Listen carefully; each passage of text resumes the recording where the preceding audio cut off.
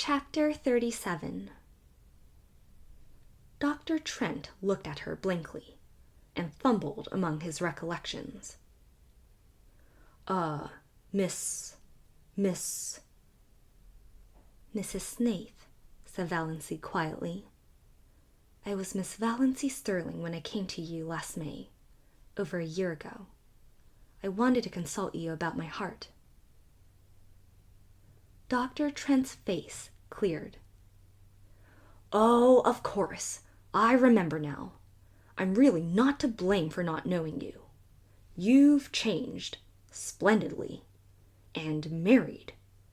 Well, well, it has agreed with you. You don't look much like an invalid now, hey? I remember that day. I was badly upset. Hearing about poor Ned bowled me over. But Ned's as good as new, and you too, evidently. I told you so, you know. Told you there was nothing to worry over. Valancy looked at him. You told me in your letter, she said slowly, with a curious feeling that someone else was talking through her lips, that I had angina pectoris in the last stages, complicated with an aneurysm, that I might die any minute, that I couldn't live longer than a year. Dr. Trent stared at her. Impossible, he said blankly. I couldn't have told you that. Valancy took his letter from her bag and handed it to him. Miss Valancy Sterling, he read. Yes, of course I wrote you, on the train, that night. But I told you there was nothing serious. Read your letter, insisted Valancy. Dr. Trent took it out, unfolded it, glanced over it. A dismayed look came into his face. He jumped to his feet and strode agitatedly about the room. Good heavens! This is the letter I meant for old Miss Jane Sterling, from Port Lawrence. She was here that day, too. I sent you the wrong letter. What unpardonable carelessness. But I was beside myself that night. My God! And you believed that. You believed. But you didn't. You went to another doctor. Valancy stood up, turned round, looked foolishly about her, and sat down again. I believed it, she said faintly. I didn't go to any other doctor. It would take too long to explain, but I believed I was going to die soon. Dr. Trent halted before her. I can never forgive myself. What a year you must have had. But you don't look. I can't understand. Never mind, said Valancy dully. And so, there's nothing the matter with my heart? Well, nothing serious. You had what is called pseudo-angina. It's never fatal. Passes away completely with proper treatment, or sometimes with a shock of joy. Have you been troubled much with it? Not at all since March, answered Valancy. She remembered the marvelous feeling of recreation she had had when she saw Barney coming home safe after the storm. Had that shock of joy cured her? Then likely you're all right. I told you what to do in the letter you should have got.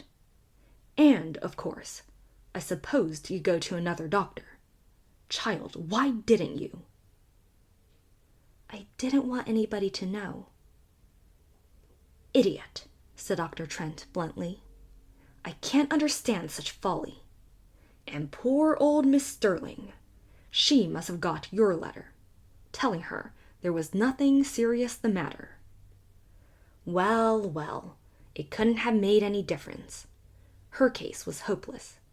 Nothing that she could have done or left undone could have made any difference. I was surprised she lived as long as she did. 2 months. She was here that day, not long before you. I hated to tell her the truth. You think I'm a blunt old curmudgeon, and my letters are blunt enough. I can't soften things.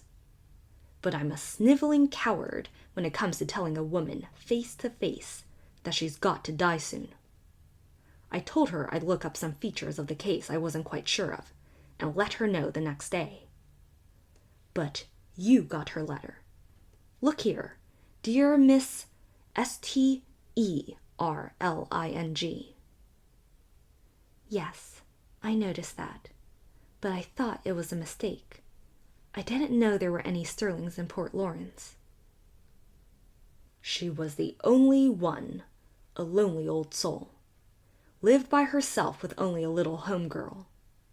She died 2 months after she was here. Died in her sleep.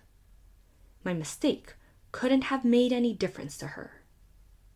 But you, I can't forgive myself for inflicting a year's misery on you.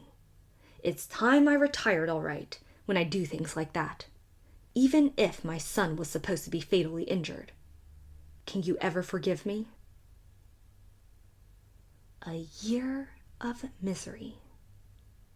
Valency smiled, a tortured smile, as she thought of all the happiness Dr. Trent's mistake had bought her. But she was paying for it now.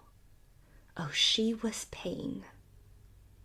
If to feel was to live, she was living with a vengeance. She let Dr. Trent examine her and answered all his questions. When he told her she was fit as a fiddle and would probably live to be 100, she got up and went away silently. She knew that there were a great many horrible things outside waiting to be thought over. Dr. Trent thought she was odd. Anybody would have thought, from her hopeless eyes and woebegone face, that he had given her a sentence of death instead of life. Snaith? Snaith? Who the devil has she married? He had never heard of Snaiths in Deerwood. And she had been such a sallow, faded little old maid. Gad, but marriage had made a difference in her anyhow, whoever Snaith was. Snaith? Dr. Trent remembered.